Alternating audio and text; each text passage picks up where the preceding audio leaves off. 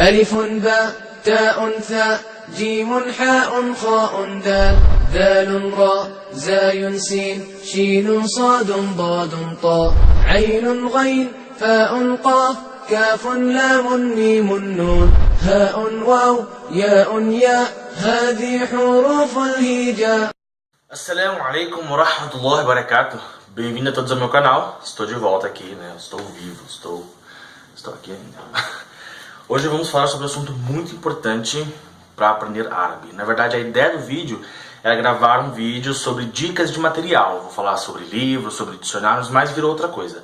Eu falo muita coisa, então acabou tornando outro objetivo aqui que também é muito importante. Na verdade, é de suma importância para você que quer aprender árabe, tá bom? Então vamos logo ao assunto, tá? Primeiro que vai parecer que eu estou falando sobre uma coisa muito vaga e não sobre o idioma árabe, mas eu te peço paciência, chega até o final que você vai entender porque eu estou falando todas essas coisas. Beleza? Vamos lá. Todo idioma ele pode se dividir em duas grandes vertentes.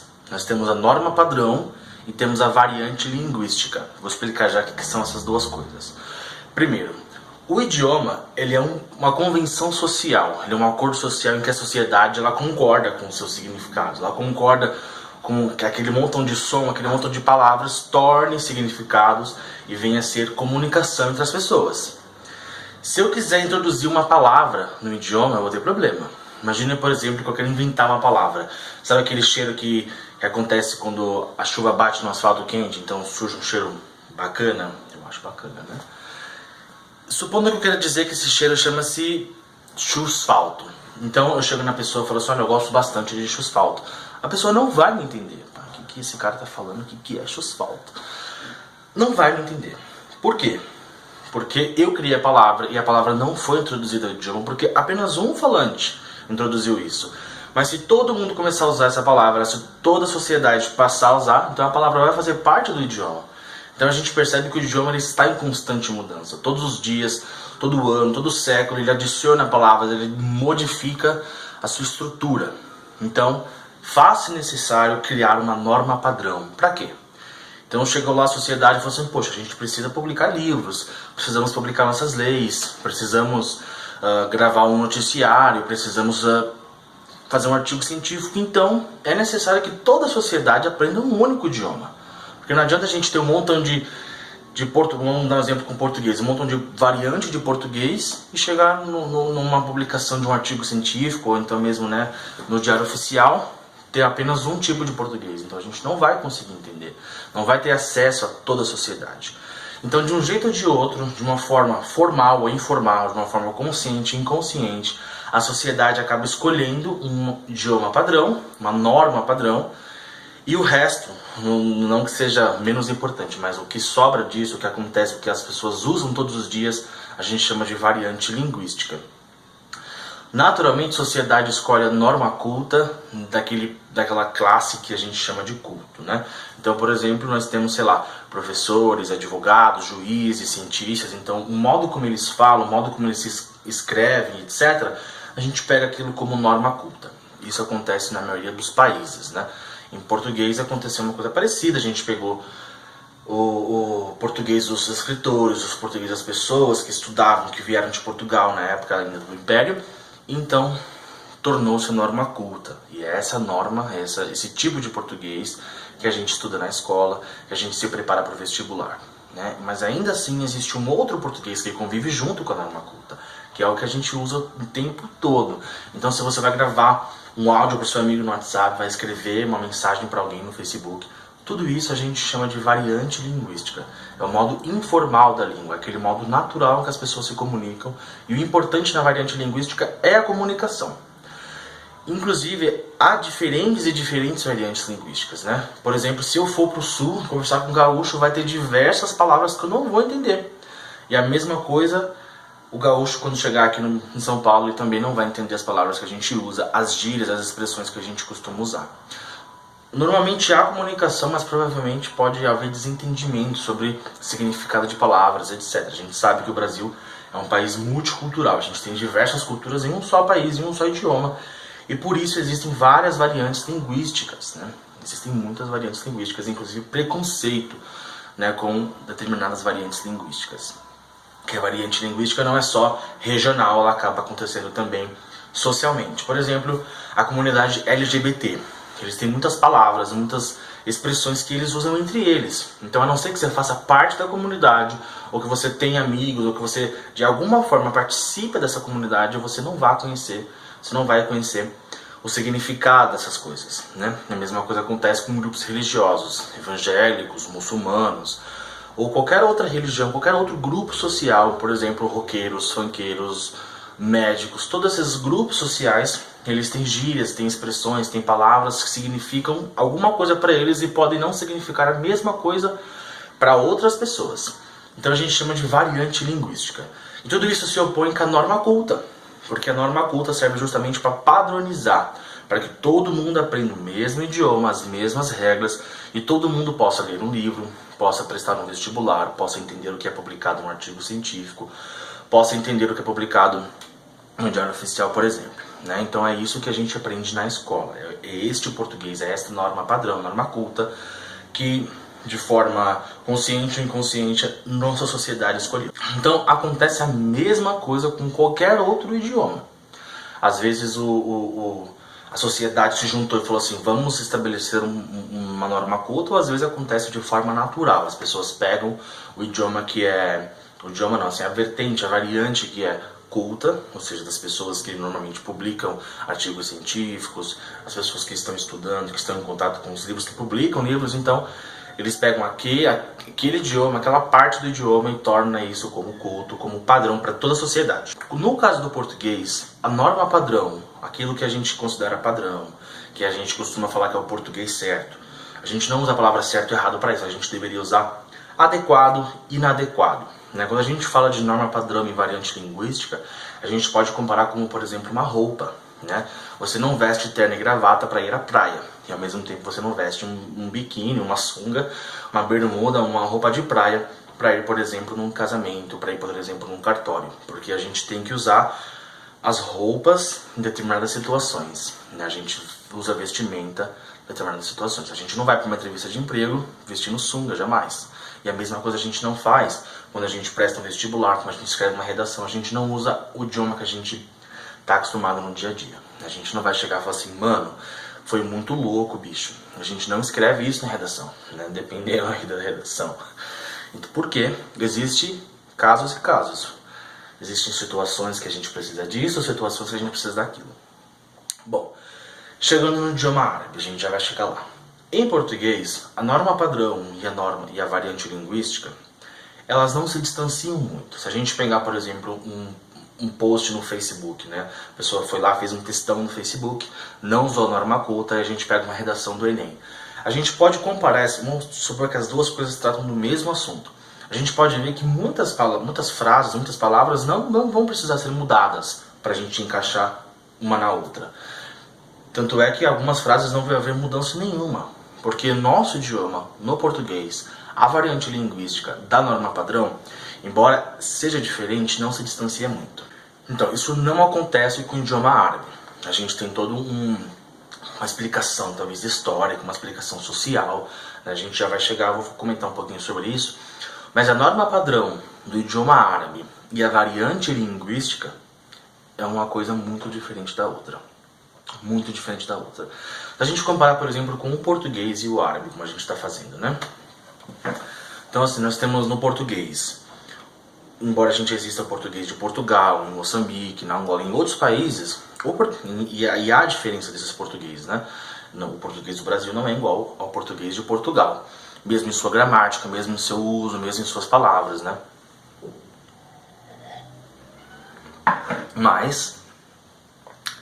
Mas ainda assim é o mesmo idioma, de certa forma é o mesmo idioma. Mas nós temos um aglomerado, assim, um espaço grande e enorme na América do Sul, na América, que falam português. E nenhum dos outros países ao redor fala português. Então o único país da América que fala português, o maior país do mundo que fala português, é o Brasil. Então a gente está sempre em contato com nós mesmos. A gente trabalha com brasileiros, a gente fala com brasileiros, e o contato com outras nacionalidades, comparando, por exemplo, já com o idioma árabe, é muito pouco. Já o idioma árabe, ele também é um idioma falado em grande parte do mundo, mas de forma espalhada. Então a gente tem desde o Marrocos, que é no norte da África, a gente desce um pouco para a África, depois a gente vai para a Península Arábica, a gente sobe lá para a parte da Ásia, né, que a gente chama de Levante. Então é uma grande multicultura, né? Esses países têm diferentes culturas, também não chega diferente do Brasil, né? A gente tem diferentes culturas num país só, mas no caso do idioma árabe, o contato com outras culturas e principalmente com outros idiomas fez com que houve uma grande mudança, né? Então, países foram colonizados pela França, pela Inglaterra, pela Espanha, e o contato, né, inclusive, desses países ainda hoje com esses outros países, com esses outros idiomas, traz uma grande mudança, uma grande influência no idioma árabe. De certo modo que hoje é possível dizer que existe um idioma árabe para cada região dessas. Então a gente tem um árabe marroquino, um árabe tunisiano, um árabe líbio, um árabe egípcio. Talvez existem semelhanças entre essas variantes, né? Mas de certa forma eles são distintos entre si. De certa forma que pode acontecer de um marroquino não entender, não compreender um libanês. A menos que os dois usem a norma culta, a norma padrão. Que no caso do idioma árabe, não foi justamente um grupo de pessoas que falou assim, olha, a gente precisa estabelecer aí uma norma culta, a gente precisa estabelecer uma coisa em comum entre a gente.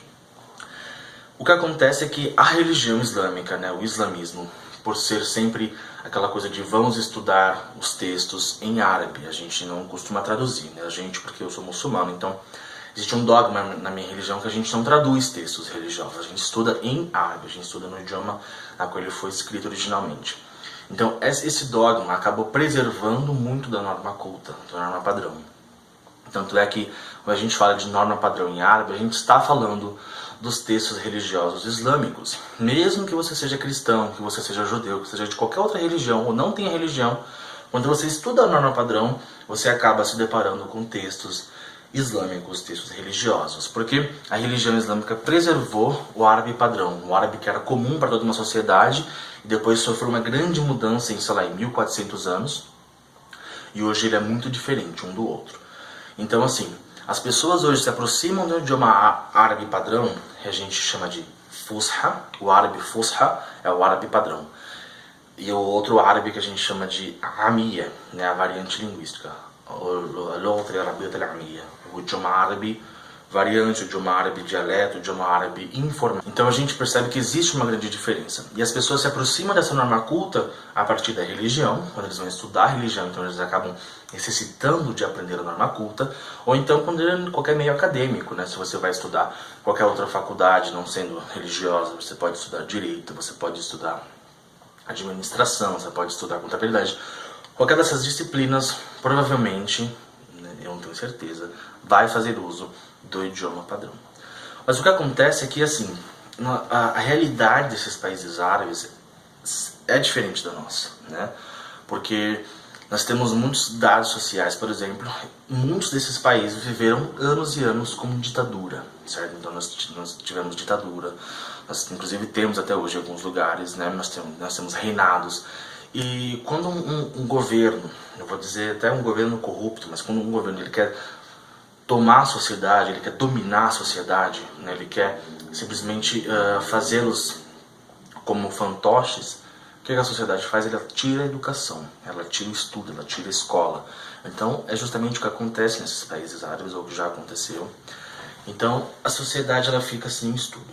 Por exemplo, eu vivi 6 meses no Egito, né? E eu pude constatar que muitas pessoas árabes não falam a norma padrão, porque não completaram os estudos, né? É o que acontece, por exemplo, no Brasil. Nós temos muitas pessoas que não conseguiram completar o ensino fundamental, por isso eles não têm domínio sobre a norma culta.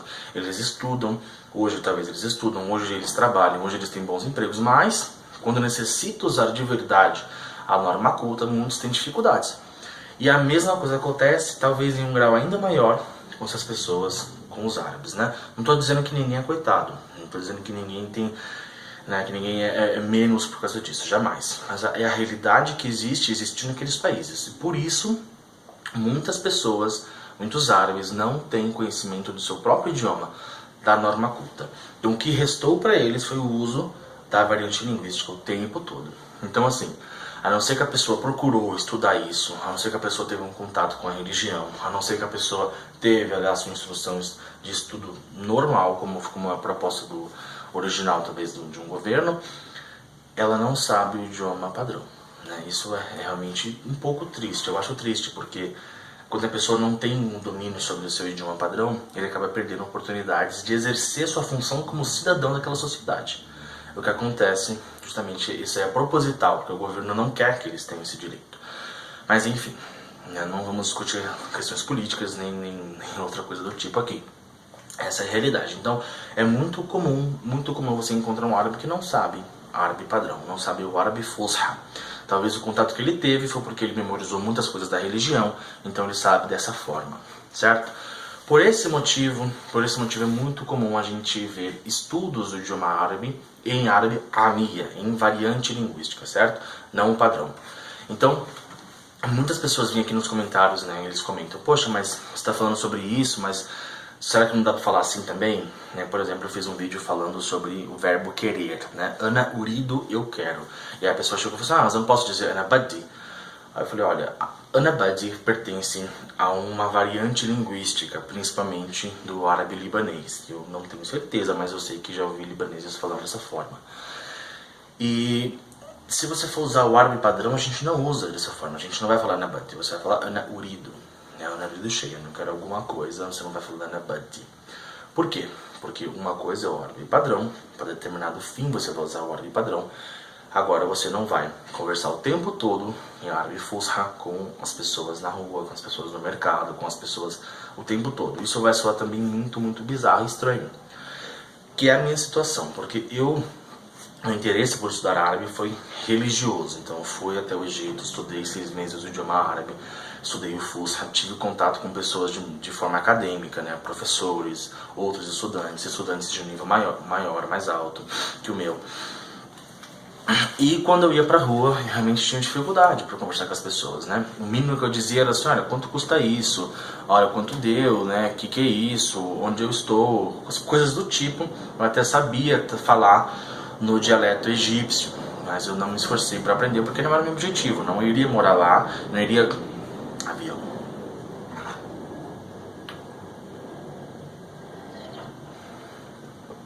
Então, não era meu objetivo aprender esse árabe, então eu me esforcei somente para o árabe fusha. Mas isso causa grande debilidade na minha comunicação, porque quando eu preciso conversar com alguém, eu só consigo me comunicar com as pessoas que têm conhecimento de árabe fusha. Talvez eles me entendam, mas eu não os entendo, eu não consigo entender o árabe que eles falam, justamente porque eu não estudei, não tive os estudos, né, do árabe, dos dialetos, né? Enfim. Bom, então o que eu queria realmente nesse vídeo é explicar essa diferença. Existe uma grande diferença entre o árabe padrão e a variante linguística, o árabe fusha e o árabe amia.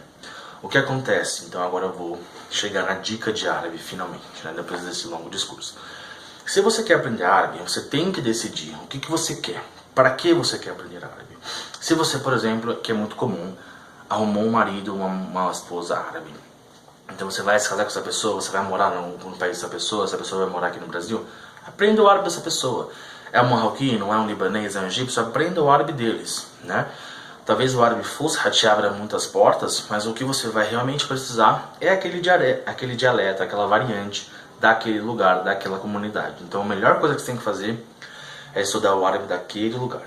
Mas se você quer aprender o árabe de forma geral, assim, olha, eu queria poder ler um texto, eu queria poder assistir um filme, eu queria poder assistir uma aula, né, de um professor em árabe, então aprenda o árabe fusha. Tanto é que existem muitos materiais, principalmente em inglês. Infelizmente em português nós temos pouca coisa.